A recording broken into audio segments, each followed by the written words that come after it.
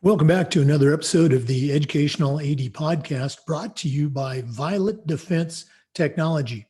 Let's hear a little bit more about our new podcast sponsor. Violet Defense is dedicated to protecting our world from germs by bringing the power of UV disinfection to everyday spaces.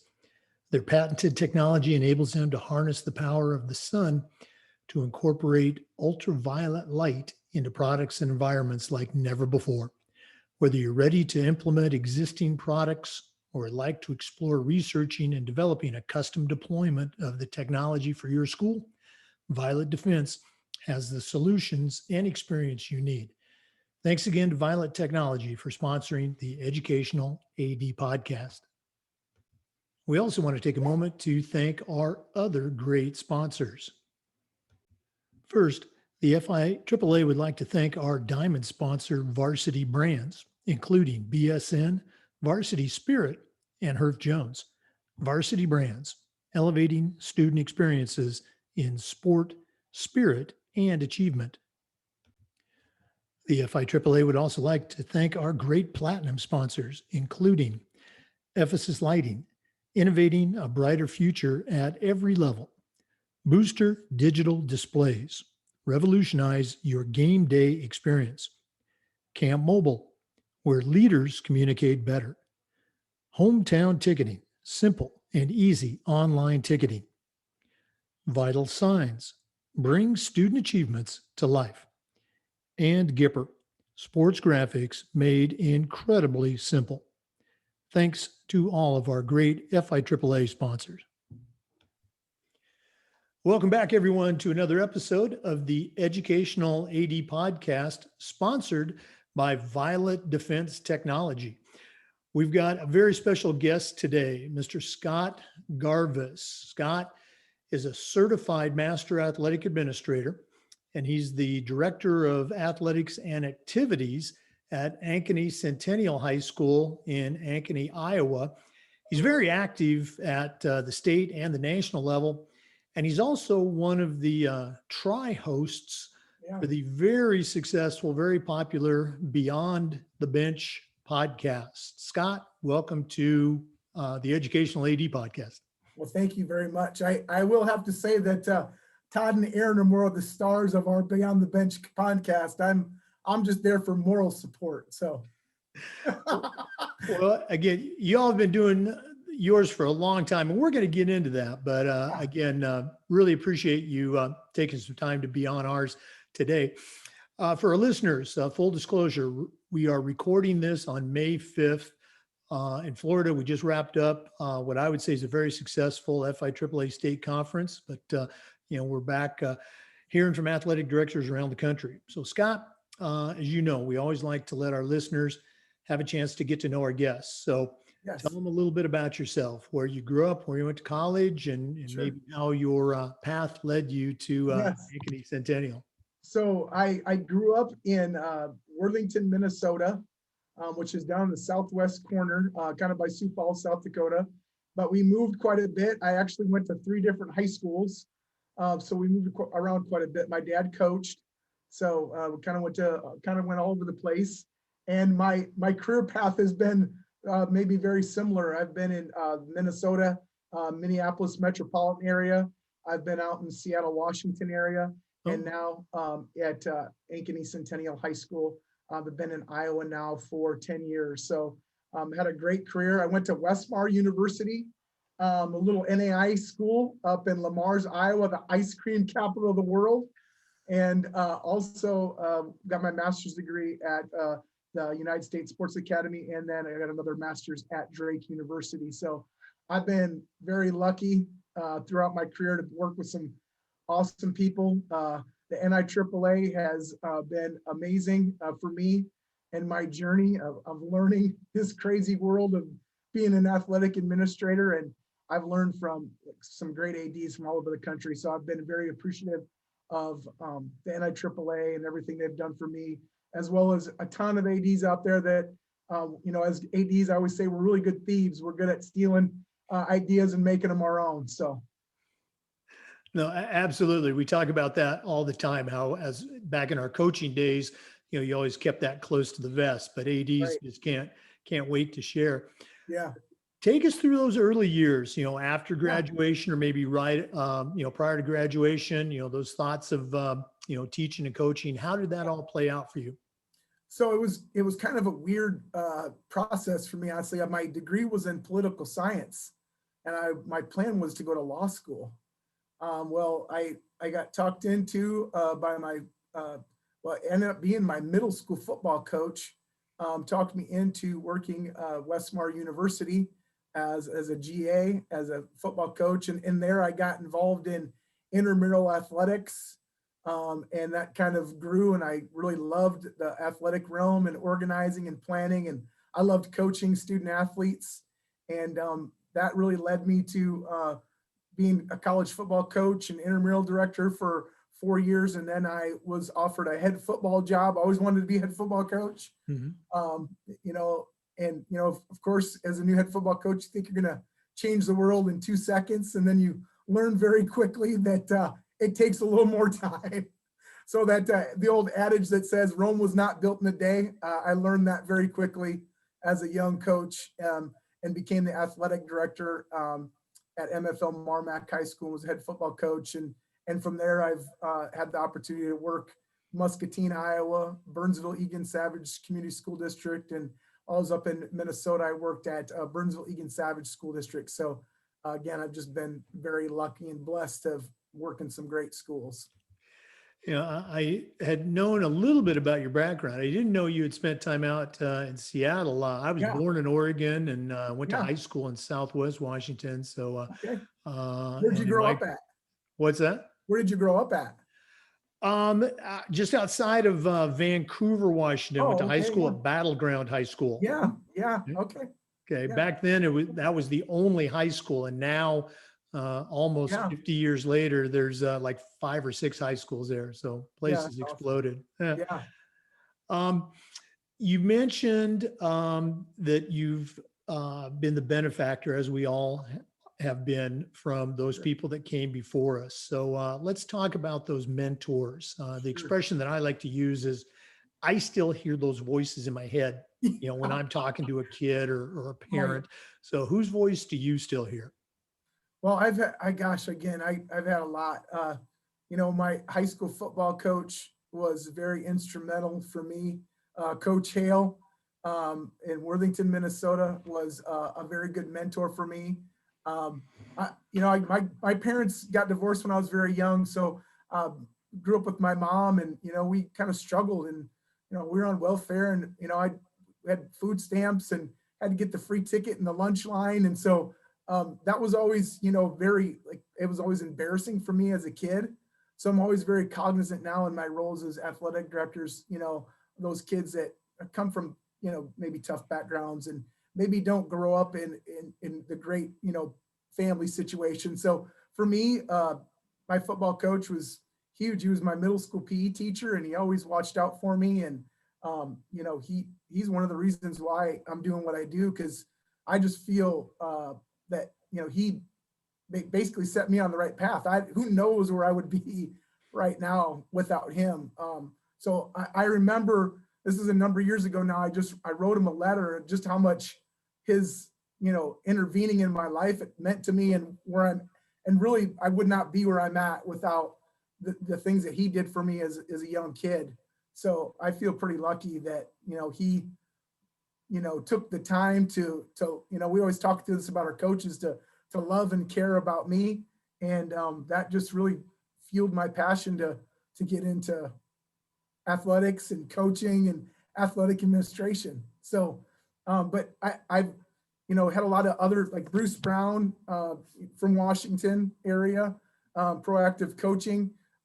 As a very young coach, I heard him speak and just was really drawn to his message, and have really learned a lot from him over the last now 25 years of being an athletic administrator, and continue to call and reach out to him at times whenever I need some help. And Rob Miller, actually had Rob Miller from Proactive here speaking with our coaches just a few weeks ago. So that's been a huge, mentor for me. But I've had tons. Chuck Van Heck, who was AD at Muscatine, who was, you know, I learned a ton from as an AD. I went from a very small school, like a 2A school, to a very large school in Iowa, Muscatine. So I learned a lot from him. You know, and of course, Phil Risen and Mike Blackburn have been huge mentors for me throughout my career. And again, just so many people through the NIAAA that I've learned so much from. Again, I wouldn't be here. I wouldn't be at, you know, Ankeny Centennial without so many people that have boosted me up over the years, because there's no doubt that I would not be here without help.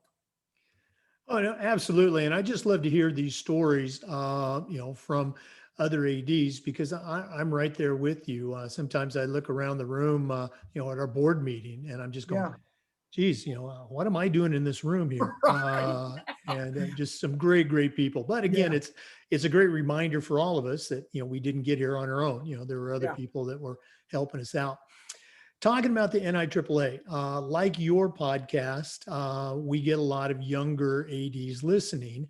yeah, And I think it's important to talk about, you know, getting involved in that journey for, you know, locally, and then your state yeah. association and national. So talk a little bit about that. How'd you get involved locally, and then Yep. statewide, start taking the LTI courses, and, you know, still to your involvement today with NIAAA? Yeah, so I first became involved when I was a very young AD at MFL Marmac, and went to my first state AD convention. I was 24 years old. And I remember going up to the registration table and kind of feeling kind of out of place. And they go, "Hey, can I help you?" I was like, "Yeah, I'm here for the AD conference." And like, "Well, you don't look like you're old enough to be an AD." And so, but always have had a real passion to learn and grow. You know, even as a coach, we always want to get better at what we do. So I really kind of took that, you know, coaching mentality into being an athletic director, and always learning and growing. But really got heavily involved in the Iowa High School Athletic Directors Association when I took the position at Muscatine, and Chuck Van Heck really encouraged me to get involved and got me involved with the board. And at that time, I was the newsletter editor, which, you know, we'd always print out this nice booklet. And so I was the young rookie with all the technology experience. And I remember suggesting, well, why don't we just send out a digital copy of the newsletter? And everybody was like, "That's preposterous. We could never send out an email version of our newsletter." So did that for a number of years. And then when I moved to Minnesota, you know, got involved with the Minnesota Athletic Directors Association, and Pete Veldman, again, another great mentor I had up there, but a lot of great ADs I met up there, and got involved with the NIAAA, and I attended my first AD convention when I was at my first year at Muscatine, and then have gone every year since.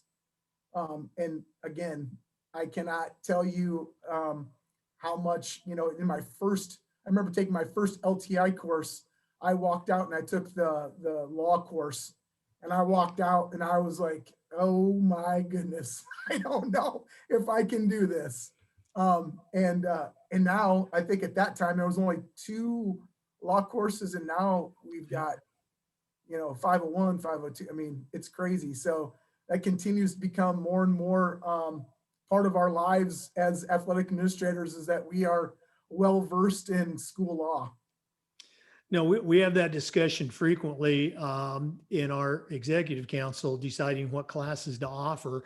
And you're right. It's always that trepidation of the new AD Right. signing up for 504 or 506, or and scaring them out. So Right. you know, Yeah. Hand no, with kid gloves. yeah, we've been there, done that. No, Yeah.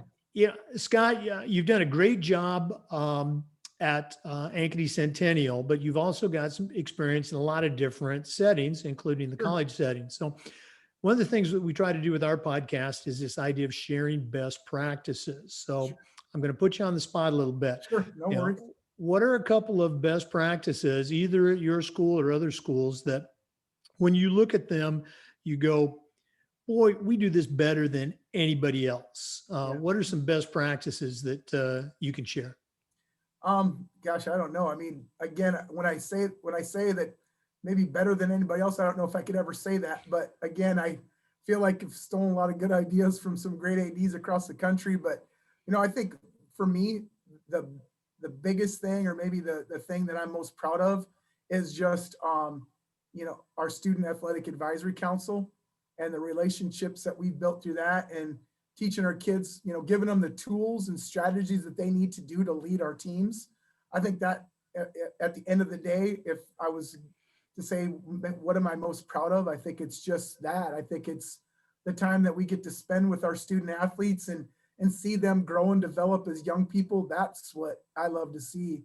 I love to see those kids grow and prosper. And then, now I've been around so long that those kids are now adults and they're out in the world. And I was just on my LinkedIn page the other day, and I see all the, former students I've had that are now CEOs of companies and working in business world, or doctors or attorneys, and, or own their own business. And, that's what I love to see. And that's why that's why we do what we do.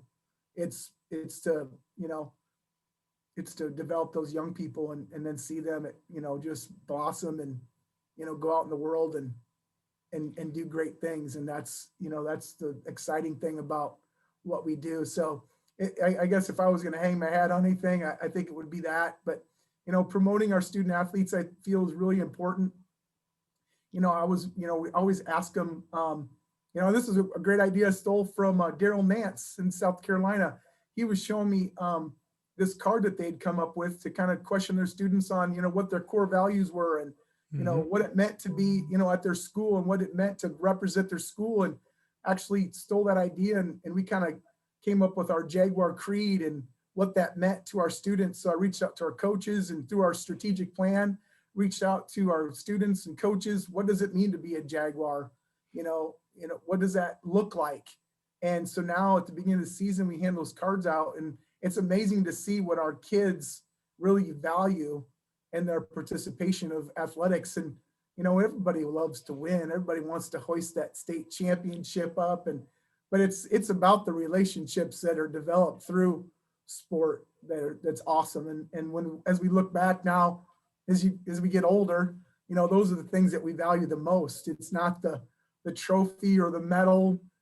It's the friendships that we've developed. And I always tell our kids, I go, right now it won't mean much to you, but you'll look back, and when you're old, like Mr. Jarvis here is, and you'll think back, and it won't be about being all conference or being all state. It'll be about the time that you hung out with your friends, and you'll find the value in what you learned through sport, which is, at the end of the day, we talk about being educational based athletics, and we want that sport and athletic and activity platform to be about, changing the lives of our kids, hopefully for the better, and making sure that we make a positive impact in their lives. And again, I feel pretty privileged that I've gotten to learn a lot from a lot of our kids too.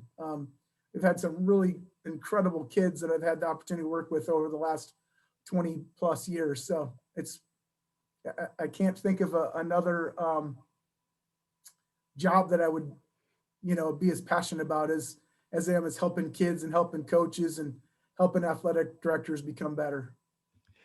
Oh, absolutely. Again, it's that feeling, I get paid to do this, Right. Yeah.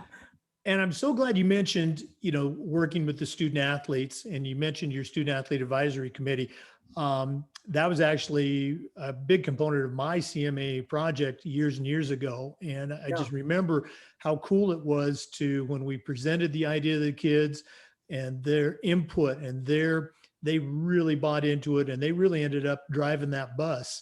Yeah. And an example, we would end up using the kids on our, we called it our captain's council, but they would do, I would say, about 75% of the speaking at our preseason parent meetings. Right. They're presenting the material on organization and responsibility and accountability and sportsmanship. Yeah. And my assistant AD and I were just standing over there going, yeah, this is how it's supposed to be. So right. That's awesome. Great stuff. And again, Daryl Vance, wow, great stuff. Yeah. This has been so good. Not that it's unexpected, but we're going to Yeah. take a quick break here and recognize our new podcast sponsor, Violet Defense Technology. We will be right back. The FIAAA and the Educational AD Podcast want to thank Violet Defense Technology for sponsoring this. Violet Defense is dedicated to protecting our world from germs by bringing the power of UV disinfection to everyday spaces. Their patented technology enables them to harness the power of the sun to incorporate ultraviolet light into products and environments like never before. Whether you are ready to implement existing products or you'd like to explore researching and developing a custom deployment of the technology at your school, Violet Defense has the solutions and experience you need. Get in touch with Violet Defense, and thanks again for sponsoring the Educational AD Podcast. All right, welcome back everyone to our interview with Scott Garvis from Ankeny Centennial High School in Iowa. Scott, we've been asking our ADs about COVID, and here we are in May in Florida. We're moving towards regional and state championship playoffs. It's been kind of business as usual as far as the sports calendar, but how did y'all fare in Iowa? Not just return to sports, but also return to school. Can you share what's going on? Yeah, so we actually started last summer. We started playing baseball and softball. So we've been pretty, with obviously with a lot of mitigation strategies in place, but we've been playing sports since last June. So this fall, we had restrictions to how many people could come to our contests. This winter, the same. Everybody had to wear masks. Our school district just yesterday lifted the mask requirement at our outdoor events. And so our students, if they're sitting on the bench by each other or in the dugouts, we're asking them to still wear their masks. But as they're playing out in the open air, we've now lifted that mask. So honestly, I've been really proud of our student athletes and our parents through all this craziness. It's gone as probably about as well as could be expected. And that's just a tribute to our student athletes have really led the way. I actually had them do a bunch of PSA announcements and, flatten the curve and talking to people about wearing their masks so they could wear their jersey. And one of my things I learned over COVID was I learned how to really use iMovie. So I was making videos and things like that. We were doing some, just motivational minute things with our coaches over COVID. So that was kind of the skill I developed last spring during our COVID time. Adapt, improvise, and overcome, right? That's right. No, I see a lot of the stuff you post on Twitter. And for our listeners, if you don't follow Scott, you should. Some really cool stuff that I'm sure I've stolen at least 3 or 4 things from. Oh, no worries. That's what it's there for. Scott, another question I've been asking our ADs, we've been doing this for just about a year now, revolves around this idea of social awareness and social justice, if you will. And my question is this: what are some things that we as athletic directors, what are some things that we can do better with our kids, our teams, our community? How can we do a better job being socially aware? Yeah, that's a great question.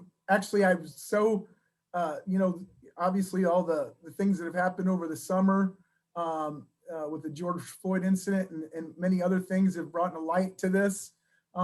Actually have had some really great conversations with some community members about how we can, try to overcome some of these, social issues that we're facing, and actually presented at our AD conference, at our Iowa State AD conference.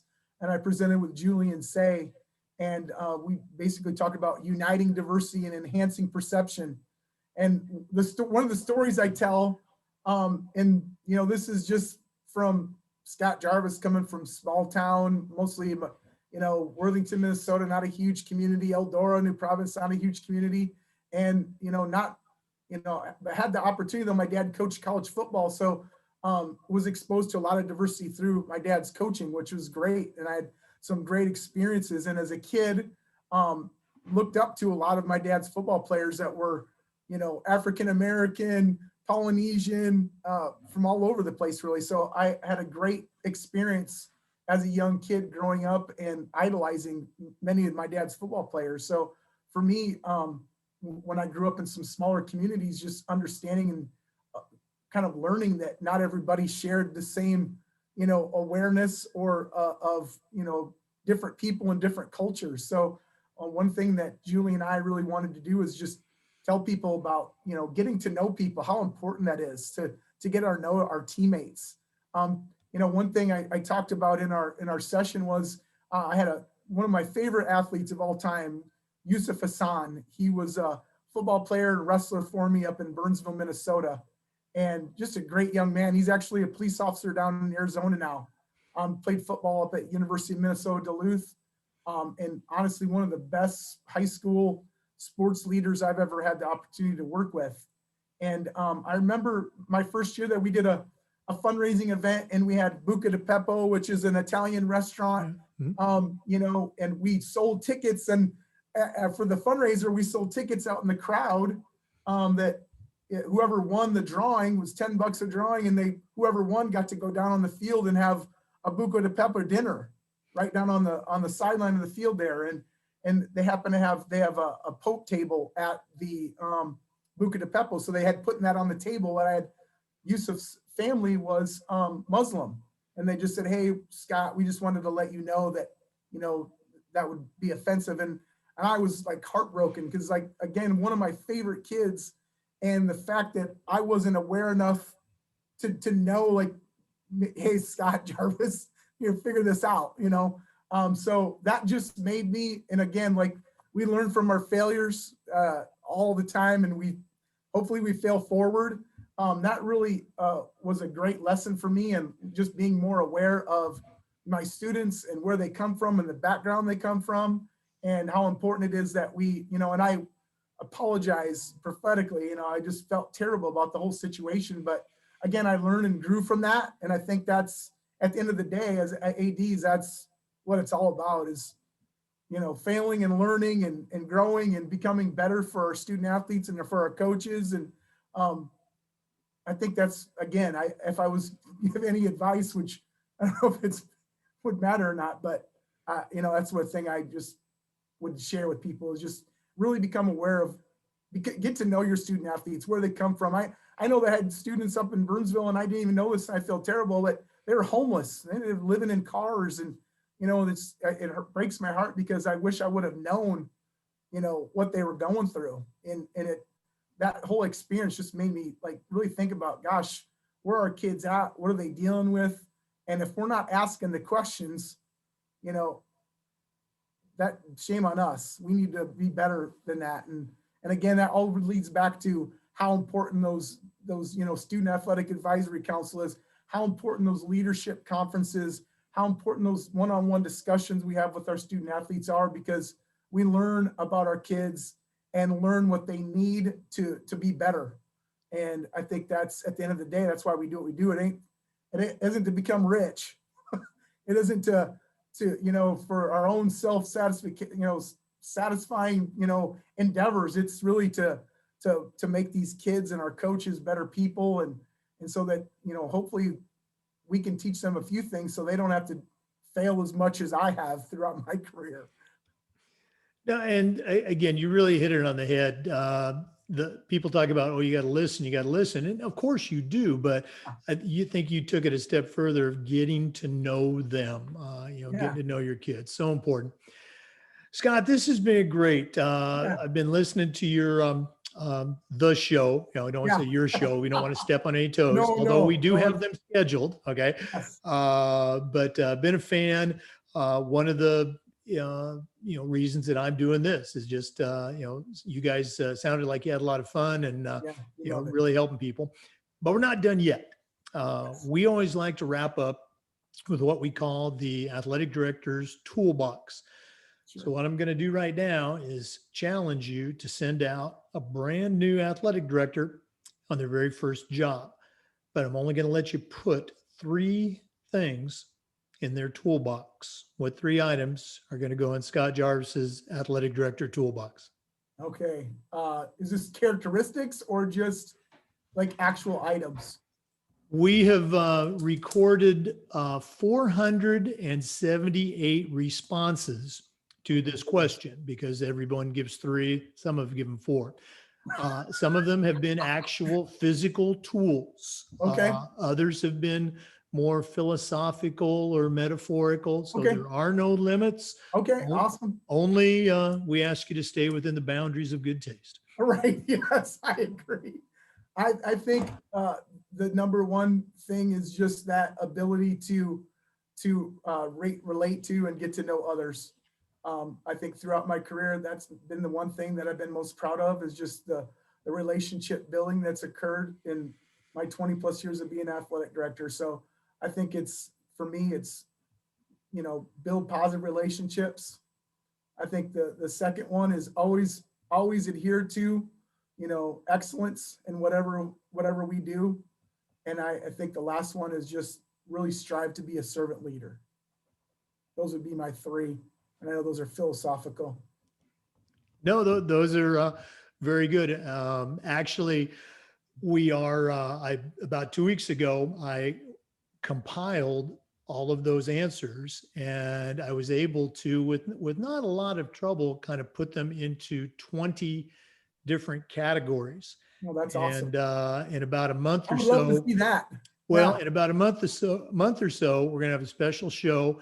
Lisa Langston, who is our NIAAA president, Yep. and Mike Elson from Tennessee. Yep. They're going to help me present the Toolbox Top 20. Awesome. So those suggestions easily slide into those categories. So Yes. thank you so much for sharing. Oh, no, thank you. I appreciate being on. I love listening to your podcast. So thank you for what you do, Jake. I know there's a lot of ADs out there that, that really want to do great things and want to be great ADs. And I think your podcast, as well as many others, help not only the young ADs, but even us ADs that have been around a while too. So thank you for doing it. It's awesome to listen to your podcast. And, I listen to other podcasts also. And it's a great learning tool, honestly. So thank you. No, well, again, I consider that high praise indeed. Thanks for all that you do. Hopefully we'll get a chance to meet face to face in Denver. Yes. And I can buy you the beverage of your choice. How's that sound? Right. That sounds fantastic. Thank you. Scott Jarvis, thanks for being on. For our listeners, remember the Zoom recordings of these interviews are being uploaded to the FIAAA Educational AD Podcast YouTube channel. Thanks for listening. Come back again next time for another episode of the Educational AD.